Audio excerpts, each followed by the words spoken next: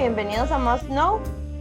Este es un programa que ayuda a incentivar a los músicos latinoamericanos a que se vayan y se inclinen por el arte. En este momento tenemos con nosotros a Gonzalo Mejía. Gonzalo es un oboísta solista venezolano. Es primer oboe de la Camerata de Hamburgo y desde el 2017 es miembro del Quinteto de Vientos de Hamburgo. A los 12 años formó parte de la Orquesta Infantil de Caracas y a los 16 como oboísta principal de la Sinfónica Juvenil Teresa Carreño. Él realizó sus estudios entre el 2010 y 2017 en la Musikhochschule de Lübeck y obtuvo máximas calificaciones. También Gonzalo ha participado en los últimos años como oboísta solista en orquestas como la Filarmónica de Jalisco, la Filarmónica de Cámara de Alemania Central, la Filarmónica de Cámara de Lübeck y la Orquesta de Cámara de Zúrich. Bueno, Gonzalo, contanos, ¿cómo fue que comenzó tu historia con la música, con el oboe? Bueno, en primer lugar, muchas gracias por el interés y por esta invitación a formar parte del conjunto de entrevistas que estás llevando a cabo, Georgina. De verdad es un placer para mí. Y bueno, yo comencé con la música a la edad de 10 años. Realmente comencé porque mis papás me inscribieron. En ese momento, todo este sistema de orquestas muy conocido en Venezuela tenía mucha presencia en la sociedad venezolana. Yo creo que mucho antes, pues eso sería en el 99, sí, en el 99, cuando yo tenía 9 años. Yo era un chico que hacía primaria y que paralelamente jugaba béisbol, que era en ese momento como el deporte nacional. Creo que ahora está el fútbol también, hemos tenido algunos avances en esa dirección. Y bueno, también tengo entendido por lo que mis padres cuentan que yo era un chico muy inquieto, extremadamente inquieto. Ellos estaban buscando la forma de conseguirme otra actividad, pues que me ayudara a tranquilizarme un poco. Y de esta forma, creo que por recomendaciones y también por lo que te comenté anteriormente, la fama que ya estaba desarrollando este sistema, me inscriben en la música a la edad de 10 años, de 9 años, perdón, donde comienzo en el coro y con flauta dulce, que es como uno comienza normalmente allá en Venezuela. Wow, Gonzalo, y digamos, ¿cómo fue la evolución desde que comenzaste con flauta dulce hasta que llegaste a tocar oboe? Bueno, al principio era un poco extraño porque yo no vengo de una familia de músicos. Más bien mi papá era entrenador también de béisbol, o sea que tenía mucho apoyo en esa dirección, pero me gustó mucho, me llamó mucho la atención el hecho de, sobre todo ese encuentro que había entre tantos niños al momento de llevar a cabo esta actividad, ¿no? Sobre todo en un coro. Y luego con la flauta dulce, porque creo que era una forma de empezar a desarrollar el oído melódico del joven, ¿no? Sobre todo cuando vienes de un hogar donde no tienes ningún tipo de influencia musical, ¿no? Sino la música que uno escucha en la radio, en las fiestas, como ya todos sabemos, es en nuestros países. Y una vez que ya estabas con el oboe y ya empezaste en la orquesta juvenil, ¿cuál fue el detonante que te hizo estudiar música como carrera principal? Bueno, yo empecé a tocar oboe a la edad de 10 años. Realmente el oboe no era un instrumento muy popular, incluso cuando yo le conté a mi papá, no voy a tocar oboe, me preguntó, ¿en qué instrumento es ese?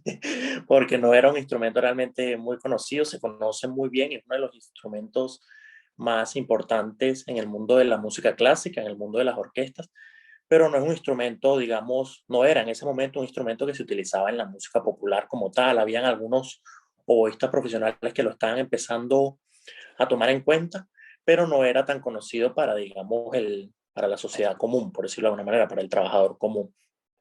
Y bueno, yo- por medio de mi educación hay diferentes niveles, ¿no? En el sistema de orquestas, uno entra a la orquesta infantil del núcleo, porque todo este sistema está dividido en núcleos, tiene mucho según el sector de la ciudad, hay un núcleo donde se dan clases de música, donde se estudia música. Y cada núcleo tiene una orquesta infantil y una orquesta juvenil. Después de ahí viene una selección de una orquesta de la ciudad, de la capital. Yo viví en Caracas, nací en Caracas, que era la infantil de Caracas, Y luego estaba también otras orquestas juveniles como la Juvenil de Caracas, la Juvenil Teresa Carreño y la Orquesta Juvenil Simón Bolívar. Todo, digamos que todo este desarrollo fue marcando de alguna u otra manera mi decisión a futuro de ser oboísta, de dedicarme a esta carrera que para algunas personas en ese momento era un poco utópico, ¿no? Algunos se preguntaban, pero ¿cómo vas a vivir de la música, ¿no? ¿Cómo se vive hoy en día realmente de la música? ¿Realmente se puede vivir de eso? Yo tenía tíos que me echaban broma, miren, ¿qué bar vas a tocar? Ese tipo de cosas, pues, pero por el humor que tenemos nosotros los latinoamericanos. Y claro, después de la secundaria o el liceo, después de la graduación, ya yo estaba tocando en una de estas orquestas juveniles principales de Caracas. Y este sistema de orquesta, que es muy importante en nuestro país, se encargaba de todos los años traer maestros invitados, maestros internacionales que daban cursos magistrales y uno tenía la posibilidad de compartir con estos maestros, recibir clases, aprender muchísimo. Yo creo que ese fue el detonante para yo seguir mi educación a nivel universitario y sobre todo fuera de las fronteras de mi país, ¿no? El ver la cantidad de conocimientos, la cantidad de información, que no era solamente tocar un instrumento y tocarlo bien, sino entender todo el contexto que rodeaba, que rodea la música, mejor dicho. ¿Y quién fue tu inspiración principal para ya irte de Venezuela a Alemania? Bueno, yo creo que la inspiración principal fue la búsqueda de más conocimiento, la búsqueda de querer tocar el oboe mejor. Yo siempre recibí apoyo 100% de mi familia. Mi familia siempre me apoyó, mis padres siempre estuvieron de acuerdo de que yo decidiera tomar los caminos que yo quería tomar. Pero yo creo que esa fue la mayor influencia, pues la búsqueda de conocimiento, el no quedarme solamente con la gran y la muy buena educación que me dio mi país, al cual le debo mucho, sino buscar fuera de las fronteras, buscar qué había en Europa, qué se estaba enseñando en Europa, aprender otro idioma. Yo creo que esos fueron los detonantes quizás que me motivaron a seguir estudiando afuera. Qué bueno. Y Gonzalo, contanos también qué has aprendido de cada una de tus experiencias estudiando fuera de Venezuela. Wow, tengo que empezar a revisar, pero bueno, en primer lugar, el idioma, ¿no? Cuando aprendes otro idioma que no tiene ni siquiera que ver con tu lengua materna, ¿no? Porque el alemán no es un idioma que viene del latín, como viene como el italiano, el francés. Eso por una parte que te ayuda también a entender una sociedad a la que no estás acostumbrado, ¿no? La que no conocías anteriormente. Además de eso, bueno, toda la tradición que posee Europa, porque como te dije anteriormente, yo tengo que decir que yo recibí una muy buena educación en Venezuela. Realmente el sistema de orquesta y la educación en cuanto a la música clásica en Venezuela es muy buena, de muy alto nivel. Y claro, yo traté siempre de complementar con los conocimientos que adquirí aquí esa educación que yo recibí allá, con el trabajo en las orquestas, con los diferentes grupos musicales o los diferentes, mejor dicho, conciertos y salas de conciertos donde he participado, de siempre aprender y complementar esa información que yo traje de mi país. Claro, cuando tú estás en un país donde nacieron de los compositores más importantes y tocas en la iglesia donde ese compositor tocó, ves que la gente todavía asiste, por ponerte un ejemplo, aquí en Alemania, todos los domingos a una misa donde se toca música clásica, donde se hacen conciertos de música clásica, porque en su época lo hacía Johann Sebastian Bach, Buxtehude, por ponerte un ejemplo, ¿no? Entonces, yo creo que esa ha sido de las mayores experiencias estando de este lado del mundo. Gonzalo, bueno, a mí me han comentado que el oboe es un instrumento sumamente complicado por el hecho de que tenés que tener mucho cuidado con las cañas. ¿Nos puedes comentar un poquito de eso?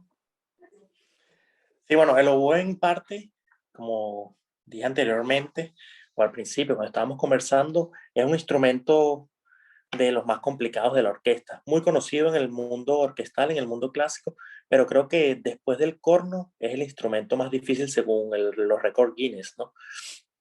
Además de eso, este instrumento viene incompleto. O sea, el oboísta también de alguna u otra manera tiene que ser artesano, por decirlo de alguna manera, porque a nosotros nos entregan el oboe, que es este instrumento que está aquí, Y si yo lo soplo así,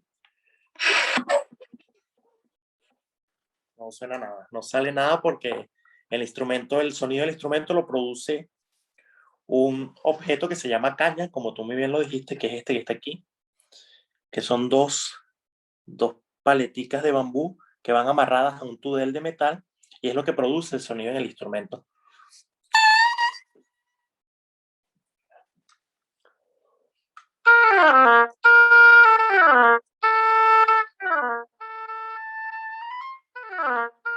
Eso es lo que realmente hace que el instrumento suene realmente.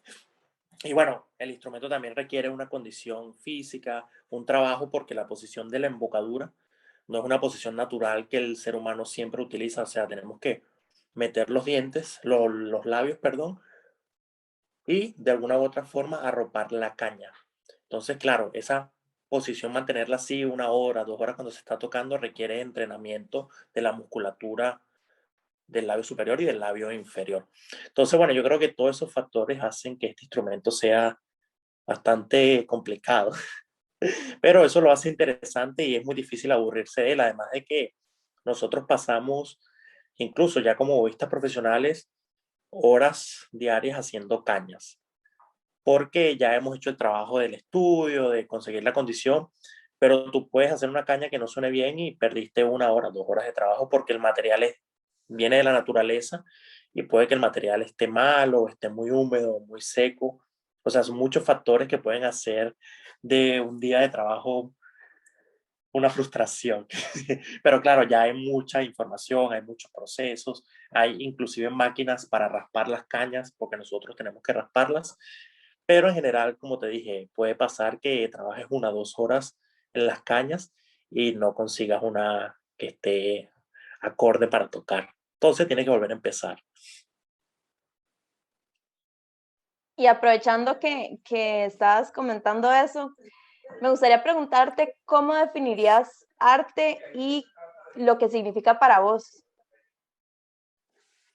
Bueno, el arte de por sí tiene, creo que definiciones ya muy concretas, ¿no? Ya hay personas que se han dedicado a darle un significado. Sin embargo, para mí, si yo lo veo a nivel personal, el arte es la expresión de lo que cada artista, valga la redundancia, siente, o es el vehículo, mejor dicho, para que cada artista pueda expresar sensaciones, sentimientos, imágenes, ideas. Si tú ves un cuadro o escuchas una obra musical, eso es la materia, por decirlo de alguna manera, eso es lo que el objeto, pero detrás de eso hay una idea que nace en la cabeza del individuo, ¿no? Entonces, digamos que el arte nosotros la utilizamos para expresar todo este tipo de sensaciones, sentimientos, iniciativas culturales y nos sirve como vehículo para obtener resultados.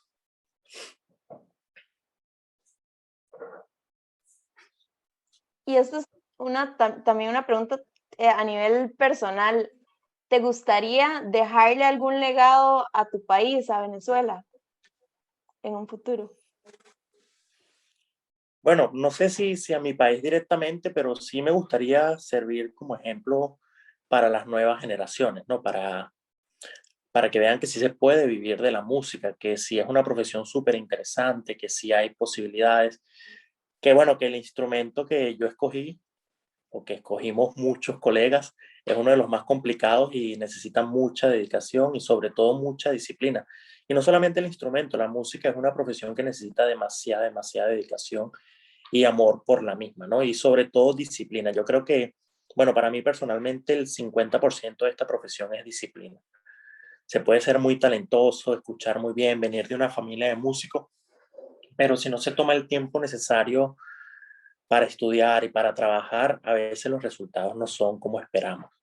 Y yo creo que ese sería quizás lo que yo quisiera dejarle a los jóvenes que vienen atrás. Además de que, bueno, yo actualmente llevo a cabo una iniciativa social, cultural y artística que se llama El Oboe y sus laberintos, con 5 colegas oboístas, donde viajamos regularmente. Bueno, ahorita con la pandemia estamos un poco parados, pero regularmente viajamos a Venezuela y damos clases gratis, organizamos conciertos, llevamos mucha información a los chicos en Venezuela, sobre todo información que no se ha logrado traducir a nuestro idioma, ¿no? Que nosotros tenemos los libros aquí, pero bueno, traducir del alemán al español tampoco es que sea muy fácil.